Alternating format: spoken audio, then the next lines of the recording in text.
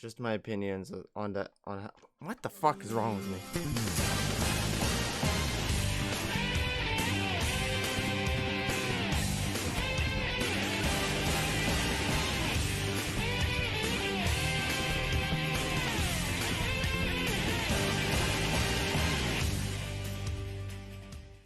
Thought about doing a video like this for a while now. These are just my opinions on how I think NASCAR could greatly improve their racing product, their on-track product, just the sport in general. I didn't take any money into consideration for this, so a lot of it could probably just fall through if this were real life, but that doesn't matter. This is just my opinion, what I think NASCAR should be, probably never will be. So let's get started to see what I've got in store. Both these cars are driving terrible right now. Half a lap to go. Nah, they're driving good. The first thing we have to work on is the racing product on the track. My first move would be to completely throw away the Gen 6 car. Obviously that wouldn't work in real life because people would lose so much money, the sport would probably just go under immediately. I could have tried to improve the Gen 6 in this world, but NASCAR currently has tried so much stuff with it that it's obviously not going to work, and they're already going to the next gen in a couple of years. So I'm just going to scrap it right here, right now. Don't want to deal with it. I'm also not going to bring the next gen car into my world either. It's too early in its development. We don't know what the racing product is going to look like. We don't even know what the final product is going to look like. We don't even know what the manufacturers of it look like. So I'm not even going to bother with that one. So I'm going to go with something that's already proven, and that's the Xfinity car. That car will become the new Cup car. It'll also run in the Xfinity series. Ideally, the ARCA series would also switch to it so you could bring the same car between the three series like you used to be able to. So you could ideally have West guys trying to run Sonoma. Then you could also have some East guys try and run Watkins Glen or some of the short tracks. It would hopefully bring car counts up if you ran the same car between three different series. I'm not going to bring the Xfinity car to all these different series though, without a couple changes. First thing, the splitter. It would be completely changed out for a step splitter, just like what's on the next gen car and what was used during the 2019 All-Star race. The splitter got decent reviews from crew chiefs and drivers during that event. Removing the current splitter and turning it into a step splitter helps the car in traffic, so when you get up close behind another car, doesn't become so aero sensitive. It might not help the aero push per se, but it'll stop the splitter from bottoming out severely and shoving the nose all the way up the track. It could also help the trailing car a little bit. Rodney Childers said after the 2019 All-Star race that the splitter sensitivity from an aero standpoint was better and didn't push every time the splitter was too low. So hopefully it would help in traffic. It would allow drivers to drive the cars down into the corners a little harder, push the cars further, hopefully give a better racing product. NASCAR currently has it slated to be on the next gen car, so I'd assume this is the way to go for the future. When the Xfinity and the Cup cars in my world go to the super speedway, along with ARCA would also have the big spoiler on the back like the current Cup cars do, the big 8, or I guess it's 9-inch spoiler.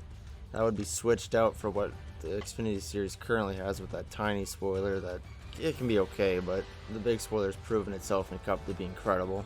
So we might as well bring that to all the other series. All the cars in all the series will run X-pipes, that's for sure. They sound too good.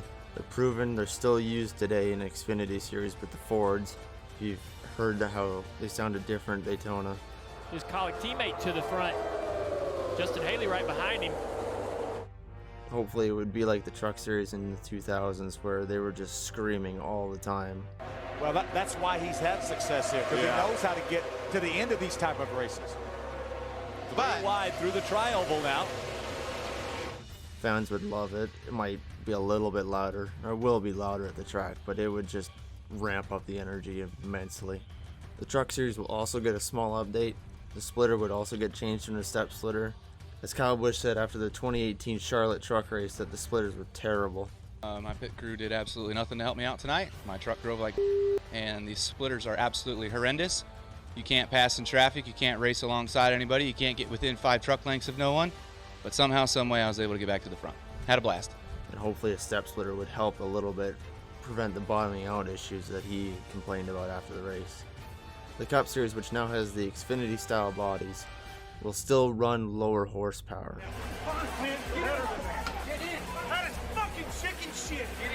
I know people will be pissed, but hear me out. High horsepower doesn't equal great racing, low downforce does. So what you would see in Cup is the Xfinity bodies with 550 horsepower at all tracks. Super speedways would be 510. If the lower power doesn't work at the short tracks and road courses like I think it might, then we can just revert back to the 750. Again, money not an issue in this world. Just do whatever. Do whatever we gotta do to make the racing product incredible. My idea with 550 at all tracks is it'll help side-by-side racing, but with the small spoilers and low downforce, it'll probably be even racier than it currently is, which is it's not. It's barely 2 laps into a restart and the whole field's spread out. It's not very entertaining. But if you got the low horsepower, but you have low downforce alongside it, that could be a recipe for some immense, like early 2000s, late 90s battles. Got to run. Here they come. I can't go down there and do that, though. Actually, I think it's legal on the last lap. He might have got it right there. They are saying Tony Stewart has won the race. Tony Stewart is the official winner here at Talladega. They would not allow that pass below the yellow line. NASCAR currently has a lot of pointless rules laying around, so I'm going to scratch a few of them off. The yellow line rule, gone, removed. It's been around since 2001 and all it's done is penalize innocent people for avoiding crashes or potential crashes. It's also rarely enforced correctly. NASCAR's proven time and time again that the yellow line rule wasn't about safety. Just ask Carl Edwards. NASCAR just puts us in this box. Brad did a great job. Congrats to him on the win, but they put us in this box and we'll race like this until we kill somebody and then they'll change it. But I'm just glad nobody got hurt today. Glad the car didn't go up in the fans and in the grandstands and hurt somebody. And so, we saw what happened to Regan Smith. You can't go down below the yellow line or you lose the race. So, he's winning, and I was doing everything I could to keep him from winning.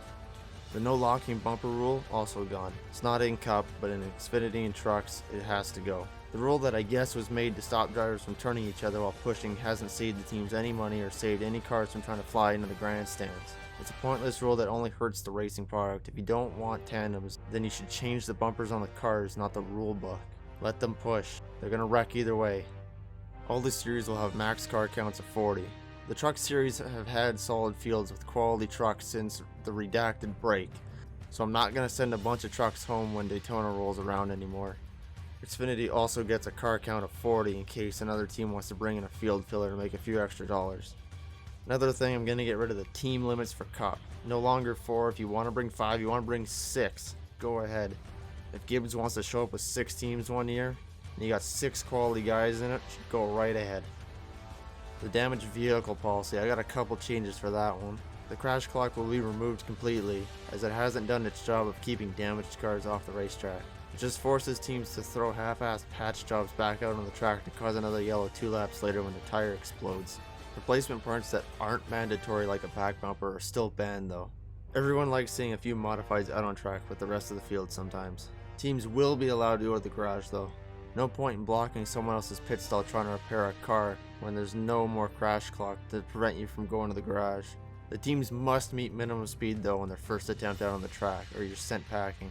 No excuse to be way off pace when you're given unlimited time to fix the car. In my Ideal NASCAR, if you sign your NASCAR license as an Xfinity or Truck Series driver, you can earn points in either of those series without start limits. If you want to run for a championship in either of those series, you should be more than welcome to. But if you sign your license for Xfinity or Trucks, you cannot earn Cup Series driver points. You can still earn owner's points in the Cup Series, but no driver's points. This prevents Cup Series drivers from signing their licenses as one of the lower tiers, so they can run everything.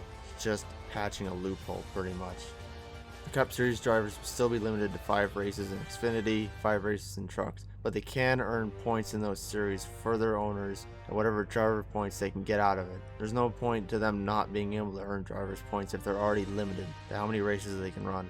If Kyle Busch would have earned Truck Series points for the 5 starts that he made in 2019, he would have finished 19th in points with 258 out of a possible 300. Might as well let them have that stat if they're going to limit them. It'll be Bill Elliott. With his first win of 2003 at Rockingham today, Matt Kenseth comes to the line, finishing fourth, and Matt Kenseth is the 2003 NASCAR Winston Cup Series champion.